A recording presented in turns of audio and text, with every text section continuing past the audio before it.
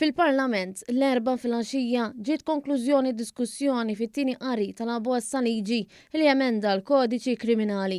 Abbozz ta' liġi li jipproponi li l-ġudikanti ikollhom is-seta li jagħtu pina ħarxa għall-omiċidju u attentat ta' omiċidju volontarju li jaqa' taħt it-tifsira ta' femiċidju.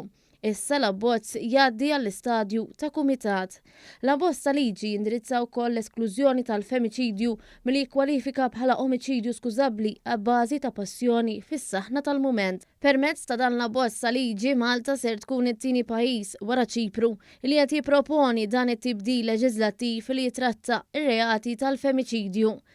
Kien l-isbilanċ li jeżisti bejn l-irġiel u n-nisa li xpruna tibdil f'din il-liġi. Fil-waqt li l-każ makabru ta' Paulina Dembska fit-tieni jum tas-sena wassal biex l-Università ta' Malta flimkien mal-Fondazzjoni għad-Drittijiet tan-Nisa jippubblikaw rapport dwar il-femiċidju.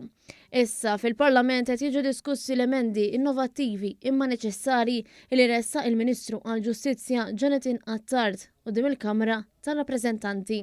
Fl-aħħar mill-aħħar ikonna liġi li hija b'saħħitha, liġi li hija soda li tilqa' għal din ir-realtà li hawn fis-soċjetà tagħna. Anke mill-aspett kostituzzjonali kif ġustament tqajmet matul din id-diskussjoni għaliex dan huwa aspetti li wieħed dejjem irid jieħu konsiderazzjoni meta jagħmel dan it-tip ta' interventi leġislattivi biex jassigura kemm jista' jkun li din tkun liġi b'saħħitha li ma tiġi suġġetta għal xi kawża kostituzzjonali.